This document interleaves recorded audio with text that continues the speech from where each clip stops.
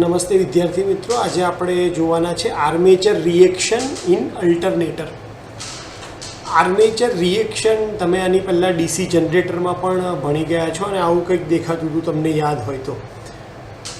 શું થતું હતું આર્મેચર રિએક્શનની અંદર? તો કે આર્મેચર ફિલ્ડની મેઇન ફિલ્ડ ઉપર અસર, એને આપણે આર્મેચર રિએક્શન તરીકે ઓળખતા હતા. અને આર્મેચર રિએક્શનની મેઇન બે ઇફેક્ટ હોય. એક હોય ડીમેગ્નેટાઇઝિંગ.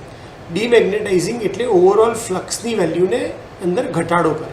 એટલે કે જો ફ્લક્સની વેલ્યુ 10 મિલી વેબર હોય અને આર્મેચર રિએક્શન થાય તો આર્મેચર રિએક્શનને લીધે ફ્લક્સ ઘટીને જો 9 મિલી વેબર થઈ જાય તો એમાં ઘટાડો થયો કહેવાય. તો આ ઘટાડાને આપણે ઓળખીએ છીએ ડીમેગ્નેટાઇઝિંગ ઇફેક્ટ તરીકે. અને બીજી છે cross magnetising effect. Cross magnetising effect એટલે તમને ખ્યાલ છે કે જે મેગ્નેટિક ફિલ્ડ હોય એ નોર્થ પોલમાંથી નીકળી અને સાઉથ પોલમાં આવી રીતે સ્ટ્રેટ લાઇનમાં જતું હોય. પણ ક્રોસ મેગ્નેટાઇઝિંગ ઇફેક્ટને લીધે શું થાય છે કે ભાઈ જે ફ્લક્સની લાઇન છે એ કોઈ પણ એક જગ્યાએ વધારે પ્રમાણમાં ભેગી થઈ જાય છે. જેવી રીતે અહીંયા નોર્થ પોલમાં ઉપર અને સાઉથ પોલમાં નીચે, તો આખી જે મેગ્નેટિક ફિલ્ડ છે એ સ્ટ્રેટ થવાની જગ્યાએ ક્રોસ થઈ ગયું. એટલે આને કહેવાય ક્રોસ મેગ્નેટાઇઝિંગ ઇફેક્ટ. તો કોઈ પણ જગ્યાએ આર્મેચર રિએક્શનની આ મેઇન બે ઇફેક્ટ હોય છે. ડીમેગ્નેટાઇઝિંગ ઇફેક્ટ એટલે કે ફ્લક્સને ઘટાડવો, અને ક્રોસ મેગ્નેટાઇઝિંગ ઇફેક્ટ એટલે કે મેઇન ફિલ્ડને ક્રોસ કરવી. આર્મેચર રિએક્શન સમજતી વખતે તમારે આ બેઝિક ફંડામેન્ટલ તમને ખબર હોવા જોઈએ. બીજું એક એ કે તમને ફેઝર ડાયાગ્રામ ખબર હોવી જોઈએ કે જેમ કે રેઝિસ્ટિવ લોડ હોય તો પાવર ફેક્ટર શું હોય છે? યુનિટી. અને એની અંદર શું થાય છે?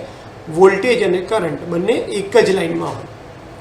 ઇન્ડક્ટિવ સર્કિટ જ્યારે હોય, પ્યોર ઇન્ડક્ટિવ એક્સેલ, ત્યારે વોલ્ટેજ અને કરંટની વચ્ચે 90 ડિગ્રીનો ડિફરન્સ પડે. અને પ્યોર કેપેસિટિવ સર્કિટ હોય ત્યારે લીડિંગ પાવર ફેક્ટર એટલે કે કરંટ આગળ અને વોલ્ટેજ પાછળ હોય છે. ઇન્ડક્ટિવની અંદર લેગિંગમાં શું હોય છે? તો કે વોલ્ટેજ આગળ, કરંટ પાછળ. લીડિંગમાં કરંટ આગળ, વોલ્ટેજ પાછળ. અને યુનિટી પાવર ફેક્ટરમાં વોલ્ટેજ અને કરંટ બંને સાથે હોય છે. આર્મેચર રિએક્શનમાં આપણે જોવાના શું છીએ? તો આર્મેચર રિએક્શન એટલે આપણે ડેફિનેશન પ્રમાણે કીધું એમ કે ભાઈ મેઇન જે ફિલ્ડ છે એના ઉપર આર્મેચર ફિલ્ડની અસર. હવે તમને પહેલાં એ ખબર હોવી જોઈએ કે આપણું અલ્ટરનેટરમાં મેઇન ફિલ્ડ કયું છે? તો રોટર ઉપર આપણે જે ફિલ્ડ પ્રોડ્યુસ કરીએ છીએ એ આપણું મેઇન ફિલ્ડ છે.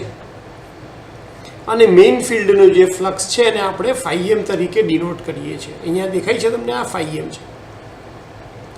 Armature flux. આર્મેચર ફ્લક્સ ક્યાં છે? સ્ટેટર ઉપર છે. જ્યારે પણ સ્ટેટરમાંથી કરંટ ફ્લો થશે તો સ્ટેટરને લીધે સ્ટેટરનો ફ્લક્સ ફ્લો થવાનો છે. આ વસ્તુ બેઝિક છે, ખાસ યાદ રાખજો કે જો કરંટ ના હોય તો, એટલે કે લોડ નથી કનેક્ટ કર્યો તો કરંટ નહીં હોય. કરંટ નહીં હોય તો આર્મેચરમાં કોઈ કરંટ નહીં હોય. આર્મેચરમાં કોઈ કરંટ નહીં હોય તો એના લીધે કોઈ ફ્લક્સ પ્રોડ્યુસ નહીં થાય. અને કોઈ ફ્લક્સ પ્રોડ્યુસ નહીં થાય તો આર્મેચર રિએક્શન થવાનું નથી. આર્મેચર રિએક્શન ત્યારે થશે જ્યારે લોડ કરંટની વેલ્યુ વધારે હોય. એટલે કે આર્મેચર કરંટની વેલ્યુ વધારે હોય, એના લીધે વધારે આર્મેચર ફ્લક્સ પ્રોડ્યુસ થાય. અને એ આર્મેચર ફ્લક્સ આપણા મેઇન ફ્લક્સ એટલે કે રોટરના જે ફ્લક્સ છે એને ડીમેગ્નેટાઇઝ કરે અથવા તો ક્રોસ મેગ્નેટાઇઝ કરે. એ ઇફેક્ટને આપણે આર્મેચર રિએક્શન તરીકે ઓળખીએ છીએ. જે આર્મેચર રિએક્શન છે એ બે વસ્તુ પર ડિપેન્ડ કરે છે. એક તો લોડ કરંટ અને લોડનો પાવર ફેક્ટર. અને એટલા માટે આપણે અહીંયા 5 અલગ અલગ કેસ જોવાના છે. જેમ કે પ્યોર ઇન્ડક્ટિવ સર્કિટ. ધારો કે પ્યોર ઇન્ડક્ટિવ સર્કિટ હોય તો તમારો પાવર ફેક્ટર હોય લેગિંગ, 0 પાવર ફેક્ટર લેગિંગ. જો તમારી સર્કિટ રેઝિસ્ટિવ અને ઇન્ડક્ટિવ હોય તો તમારો પાવર ફેક્ટર લેગિંગ હોય પણ 0 લેગિંગ હોય નહીં.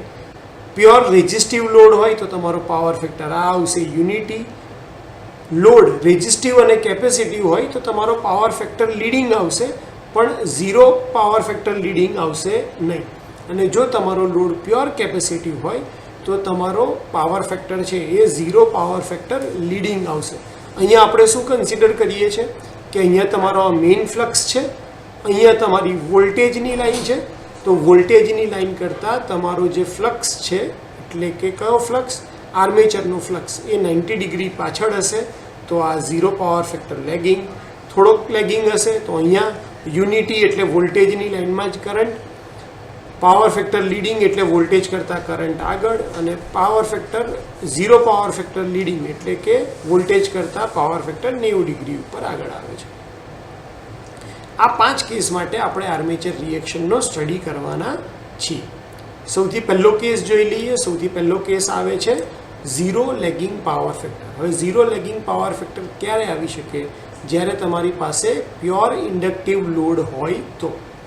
પ્યોર ઇન્ડક્ટિવ લોડ હોય એના લીધે તમારો જે કરંટ છે એટલે કે આર્મેચરનો કરંટ એ તમારા વોલ્ટેજ કરતાં 90 ડિગ્રી એક્ઝેક્ટ પાછળ આવશે, અને એટલા માટે તમારો જે આર્મેચર ફ્લક્સ છે, ક્યાં છે આર્મેચર ફ્લક્સ? આપણો અહીંયા આર્મેચર ફ્લક્સ છે એ સોરી આ મેઇન ફ્લક્સ છે. આર્મેચર ફ્લક્સ ક્યાં આવશે? એના કરતાં એક્ઝેક્ટ 180 ડિગ્રી ઓપોઝિટ ઉપર, કારણ કે અહીંયા તમારો વોલ્ટેજવાળી લાઈન આવશે, તો એના કરતાં 90 ડિગ્રી પાછળ અહીંયા તમારો ફ્લક્સ આવે છે. કયો? આર્મેચર. હવે તમે જોઈ શકો છો કે મેઇન ફ્લક્સની લાઈન રાઈટ હેન્ડ સાઈડ ઉપર છે અને આર્મેચર ફ્લક્સની લાઈન લેફ્ટ હેન્ડ સાઈડ ઉપર, બંને એકબીજા કરતાં ઓપોઝિટ છે. તો આ ઇફેક્ટ કઈ થશે? ડીમેગ્નેટાઇઝિંગ ઇફેક્ટ થશે. એટલે the result in a complete demagnetizing effect. Armature flux શું કામ કરશે? તો મેઇન ફ્લક્સને વીક કરવાનું કામ કરશે. એને તમે અહીંયા વેક્ટર ફેઝર ડાયાગ્રામમાં ફોર્મમાં કઈ રીતે દેખાડશો?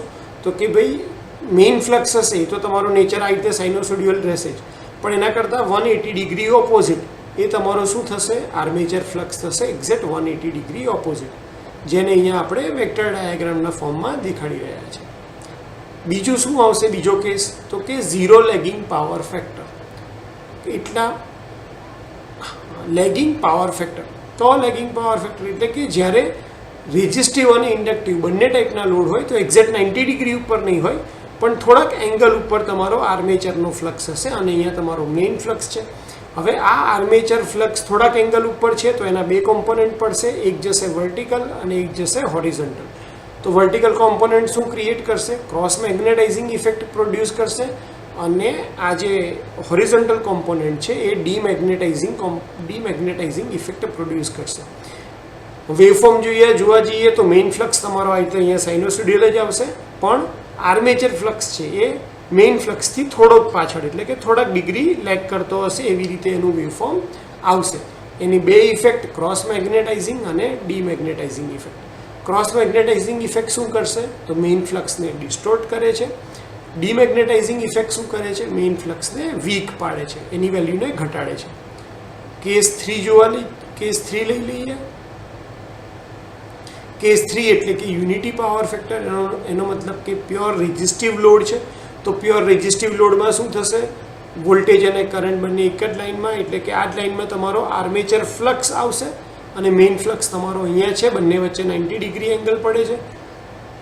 આ પ્યોર વર્ટિકલ જ છે એટલે આની કોઈ બીજા કોમ્પોનન્ટ પડશે નહીં, અને એ શું કામ કરશે મેઇન ફ્લક્સને? તો કે ક્રોસ મેગ્નેટાઇઝ કરવાનું કામ કરશે.